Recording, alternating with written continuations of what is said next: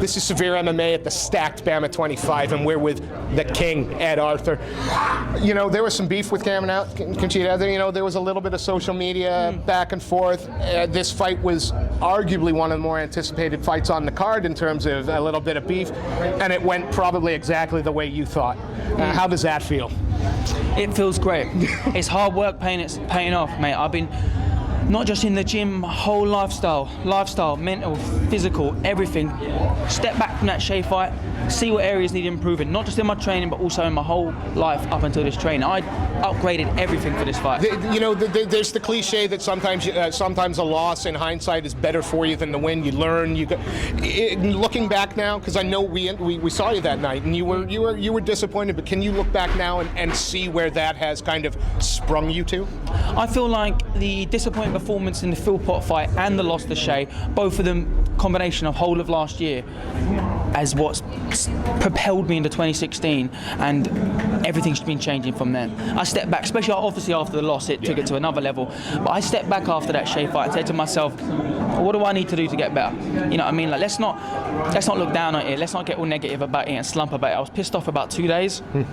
After that, I was like, one, I was in a hell of a fight. And the positive I took from that is I can take a hell of a punch and a knee to the face. I thought to myself, let's see what we can do to get better. You know what I mean? And all I've been doing ever since that fight is just like whole list of things. Okay, this is what I need to do to get better. Obviously, none of them are perfect, but I mean, I'm moving in the right direction, and I'm happy. Arguably one of your toughest opponents. Is that fair to say, or Cameron or Shea? Yeah, Cameron. I would say he's up there with some of them, yeah. In his strengths, his ground game was definitely strong, but I think I've had better all-rounder guys, but his ground game was definitely one of the strongest guys that I fought, definitely.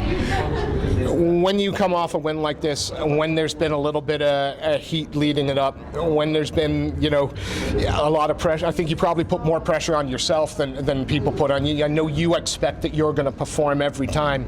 You give yourself a mark out of 10 tonight. I'll have to watch it back to give you a complete accurate one, but I'm happy I finished them in the first round, so I'm going to give myself a good 6 or 7 out of it. But to be honest, I was happy with it, but it felt a little bit crazy.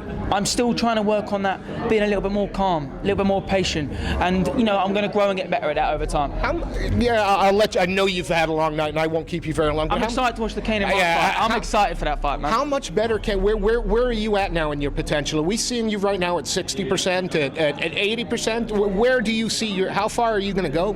How much better can you get? I'm just going to keep getting better. I take it one day at a time.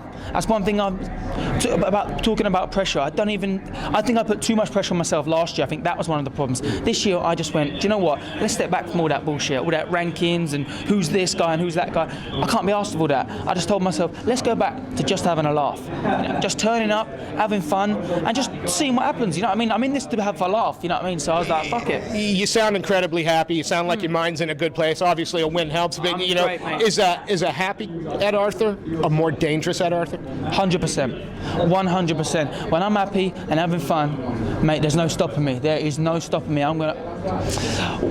It's in my training. When I'm having fun and everything's just going right, my life just flows. My training, because this is all I do. You know what I mean? There ain't nothing in my life that I want to do. I don't care about nothing else. You know what I mean?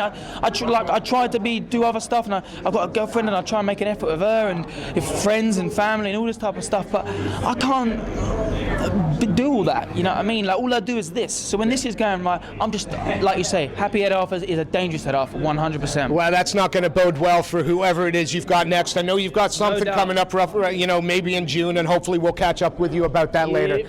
Ed, it was a pleasure watching you work. Welcome back. If you hadn't arrived, you've re-arrived again. I've arrived again.